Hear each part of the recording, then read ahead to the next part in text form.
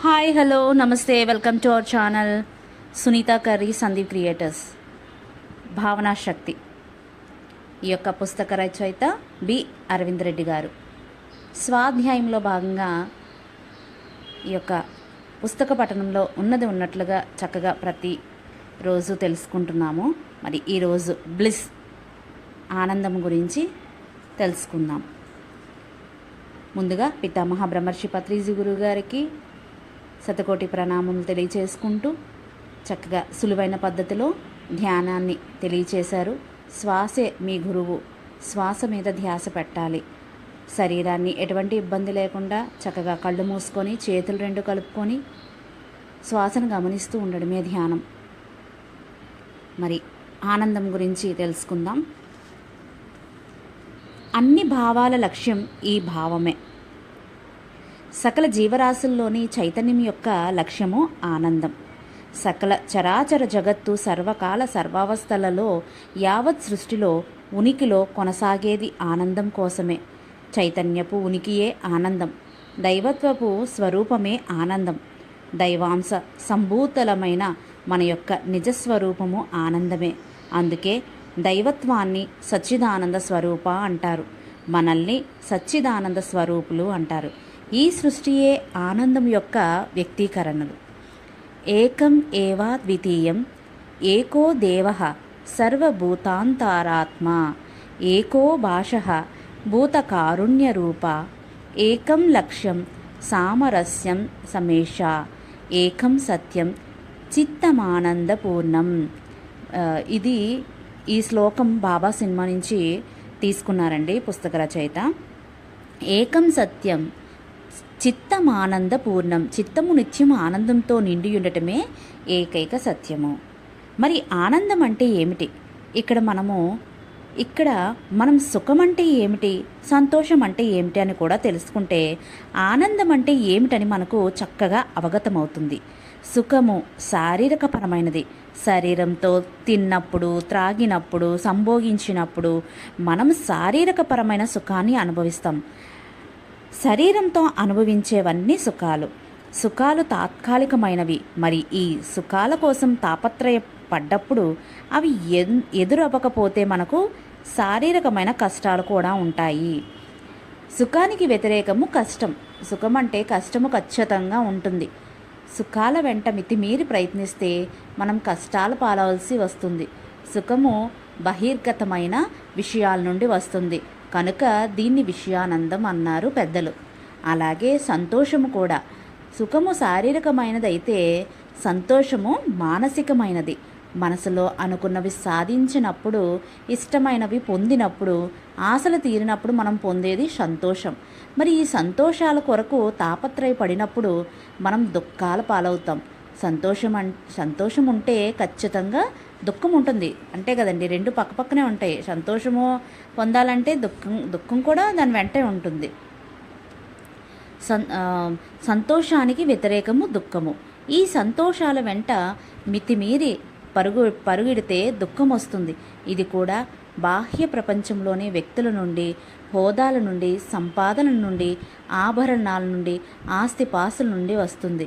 లేదా మనసుతో ఏదైనా భజించినప్పుడు, అంటే మనసుతో ఏదైనా భుజించినప్పుడు కూడా ఈ సంతోషం వస్తుంది. కావున ఈ సంతోషాన్ని కొన్ని సందర్భాల్లో భజనానందం అంటారు. అంటే భజించినప్పుడే, అంటే మనసుతో ఏదైనా భజించినప్పుడు ఈ సంతోషం వస్తుంది. కావున సంతోషాన్ని భజనానందం అంటారు. మనసుతో చేసేదంతా ఇప్పుడు శారీరకపరమైన అంతా విషయానందం. శరీరంతో తిండి తినడము, పాటలు వినడము, ఏదైతే మనం ఈ శరీరానికి సంబంధించిన ఏదైతే పొందుతున్నామో ఆ ఆనందాలన్నీ కూడా విషయానందం. మరి మనసుతో చేసిన ఆనందాలన్నీ, ఏ భావనలు అయితే, ఏ ఆలోచనలు, ఇవన్నీ భజనానందం అని చెప్తాము. ఈ సుఖము, ఈ సంతోషము రెండు బాహ్య ప్రపంచంలో నుండే ఉత్పన్నమవుతున్నాయి. బాహ్యంలో ఆ వ్యక్తి కానీ, వస్తువు కానీ, విషయము కానీ అదృష్టమైతే మనకు సుఖ సంతోషాలు కనుమరుగవుతాయి. అలాంటప్పుడు మనకు కష్ట దుఃఖాలు ఉంటాయి. సుఖము లేనప్పుడు కష్టము, మరి సంతోషము లేనప్పుడు దుఃఖము ఉంటాయి. ఈ సుఖ సంతోషాలు రెండు మనము కాని దాని నుండి వస్తాయి. మరి తాత్కాలికమైనది, ఇవి మన స్వంతము కావు. మరి ఆనందము అన్నది ఈ సుఖ సంతోషాల వలన కలిగే భావన, శాశ్వతంగా కొనసాగే స్థితి. ఆనందమే శాశ్వతమైనది. Bliss is internal. ఇది మన సహజ స్థితి, మరి మన సహజ స్వరూపము ఆనందము. ఇది పూర్తిగా మన ఆత్మకు లేక హృదయానికి సంబంధించినది. మన ఆత్మ సచ్చిదానంద స్వరూపము. కావున ఆనందం పూర్తిగా అంతర్ప్రపంచానికి సంబంధించినది. ఈ ఆనందానికి వ్యతిరేక పదం లేదు. మరియు ఈ ఆనందం ఇతరుల నుండి మనం పొందేది కాదు, మన సొంత హృదయాల్లో మనం అనుభవించేదే ఆనందం. దీన్నే ఆత్మానందం అంటారు. కావున సుఖము శారీరకమైనది, సంతోషము మానసికమైనది, ఆనందం ఆత్మపరమైనది. మనం సుఖ సంతోషాలను అనుభవిస్తూ శాశ్వత ఆనంద స్థితిలో విరాజిల్లే ఆత్మస్వరూపులం. ప్రతి మనిషి తమ జీవితంలోని ప్రతి కోణంలోని ప్రతి క్షణంలోనూ తమ హృదయ తరంగపు లోతుల్లో వెదికేది ఆనందం కోసమే. ఏ పని చేసినా అక్కడ ఆనందం దొరికితేనే మనం చేస్తాం. ఎరుకతోనైనా లేక ఎరుక లేకుండానైనా ప్రతి ఒక్కరూ తమలోని శాశ్వతమైన ఆనందాన్ని గుర్తించేందుకే ప్రయత్నిస్తుంటారు అంటారు శ్రీ నిత్యానంద స్వామి. మరి మనం ఎలా ఆనందాన్ని పొందాలి?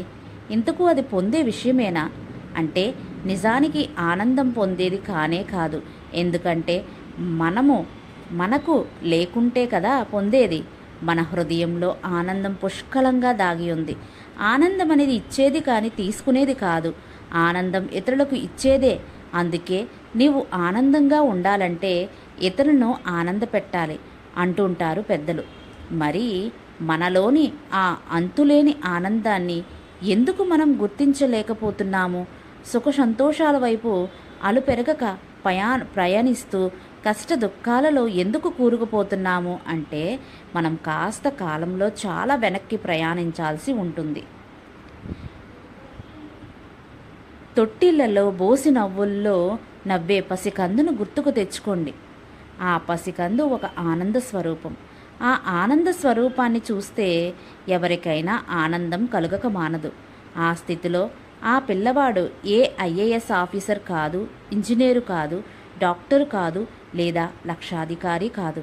ఇలా మన మీనాడు ఉన్న ఏ స్థితి తనకు లేదు. కానీ నిరంతరం చెరగని నవ్వుతో ఆ పసికందు ఆ ఇంటిని వెలిగిస్తూ ఉంటాడు. తర్వాత కొన్నాళ్లకు తల్లిదండ్రుల నుండి, పెద్దల నుండి, చుట్టూ ప్రపంచం నుండి, మీడియా నుండి, సినిమాల నుండి ఎన్నో విషయాల్ని తన మనసులోకి తీసుకుంటాడు. అప్పుడు తన మనసులోనికి తీర్పులు ఇవ్వడం, విభజన చేయడం, తప్పు అన్న భావాలు, కోపాలు, ఓర్వలేనితనం, భయం, శిక్షించడం, మరి శిక్షించుకోవడం, నాశనం చేయడం లాంటివి మరియు సామాజిక న్యాయాలు, సామాజిక అణిచివేతలు, మూఢనమ్మకాలు, అజ్ఞానం మొదలైనవన్నీ ప్రవేశిస్తాయి. ఇవన్నీ ఆ ఆనందాన్ని కప్పివేసే పలుచటి పొరలుగా ఏర్పడతాయి. తర్వాత అవే గట్టి గోడలుగా మారి మన హృదయాల్లోని మన సొంత ఆనందాన్ని మనం పొందలేకపోతున్నాము. ఆ పొరల్ని తొలగిన వెంటనే అక్కడున్న భావమే ఆ స్థితే ఆనందం. అందుకే జీసస్ క్రైస్ట్ అన్నారు, if you want to enter in to the Kingdom of God you have to become a child. భగవంతుని సామ్రాజ్యంలో ఉండేది అంతా ఆనందమే. ఆ ఆనందం పొందాలంటే మనం బాల్యపు మానసిక అవస్థలోనికి పునఃప్రవేశించాలి. ఎక్కడైతే స్వచ్ఛమైన కారణరహితమైన ప్రేమ ఉంటుందో అక్కడ అంతులేని ఆనందం ఉంటుంది. కారణరహితమైన ప్రేమ ఉంటే అవధులు లేని ఆనందం ఉంటుంది. When there is unconditional love there would be unlimited happiness, that is bliss. బాల్యంలో మన పట్ల మనకు మరి ఇతరుల పట్ల కారణరహితమైన ప్రేమ ఉండేది. అందుకే అంత అవధుల్లేని ఆనందం మన సొంతం అయి ఉండేది. బాల్యంలో ఆ పసికందులకు తమ పట్ల తమకు పరిపూర్ణమైన ప్రేమ ఉండేది. అందుకే అన్ని వేళలా అవి సంపూర్ణ ఆనందంలో ఉంటాయి. భయం అనే భావనలోంచి దుఃఖం పుట్టుకొస్తుంది, ప్రేమలోంచి ఆనందం పుట్టుకొస్తుంది. ఎందుకంటే మనమిది వరకు చర్చించుకున్నట్లుగా భయంలో అన్ని నెగిటివ్ భావాలు పుట్టుకొస్తాయి. ఆ అన్ని నెగిటివ్ భావాల ఫలితం నెగిటివ్ అంటే దుఃఖం. అలాగే ప్రేమలోంచి అన్ని దివ్య భావాలు పుట్టుకొస్తాయి. ఆ దివ్య భావాల ఫలితమే ఆనందం. ఎక్కడ ప్రేమ ఉంటే అక్కడ ఆనందమే ఫలితం. అందుకే అన్నారు, love is the ultimate reality. ప్రేమ అంతిమ సత్యం. మరి ప్రేమ అంతిమ సత్యమైనప్పుడు ఆ ప్రేమలోంచి జనించే ఆనందమే మన అంతిమ లక్ష్యం. మరి అదే ముక్తి అంటే. ప్రతి ఆధ్యాత్మికవేత్త బోధించేది ముక్తి గురించి. ఎలా ముక్తిని పొందాలన్న మార్గాల గురించి, ముక్తి పొందిన ఆ దివ్యాత్మల గురించి. మరి ముక్తి అంటే ఏమిటి? ముక్తి అంటే విడుదల కాబడడం. మరి దేని నుండి విడవటం? దుఃఖం నుంచి విడవడి పూర్తిగా దుఃఖరాహిత్య స్థితిని పొందటమే ముక్తి. ఆ దుఃఖరాహిత్య స్థితే సచ్చిదానంద స్థితి. ఆ శాశ్వతమైన ఆనందపు స్థితే ముక్తి. మోక్షం, దుఃఖరాహిత్య స్థితి, జన్మరాహిత్య స్థితి, ఎన్లైటన్మెంట్, ఆత్మ సాక్షాత్కారం, బుద్ధత్వం, కృష్ణ చైతన్యం, క్రైస్ట్ కాన్షియస్నెస్, కృష్ణ కాన్షియస్నెస్,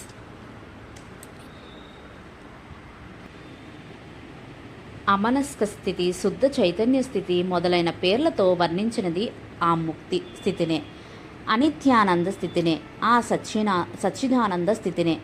ఆ శుద్ధ చైతన్య స్థితి, ప్యూర్ కాన్షియస్నెస్ని పొందితే ఆ చైతన్యం యొక్క సహజ లక్షణమైన సచ్చిదానంద స్థితిని మనం పొందుతాం.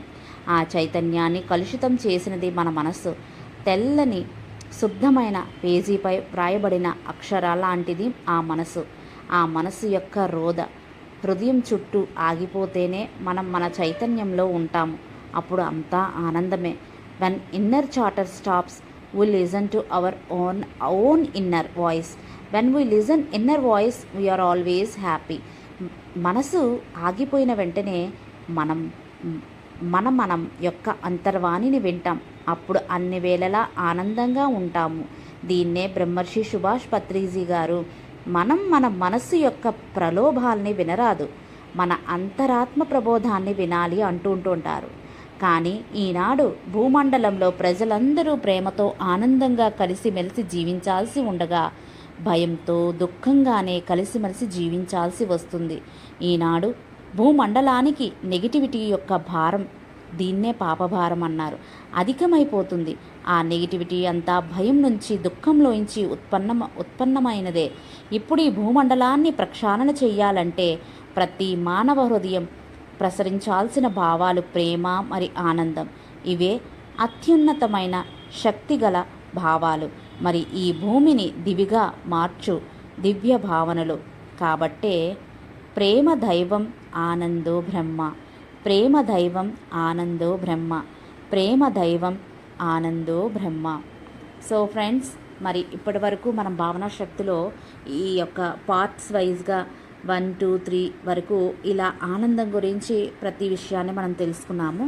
ఇక అఫర్మేషన్స్ అంటే మన యొక్క పాజిటివ్ భావాలు, మన యొక్క భావనా శక్తిని మనం ఏ విధంగా మనం అఫర్మేషన్స్ పెట్టుకోవాలి, ఎలా ఉండాలి, ఎలా చెప్పుకోవాలి, ఇలాంటి విషయాలన్నీ నెక్స్ట్ పార్ట్లో మనము తెలుసుకుందాము.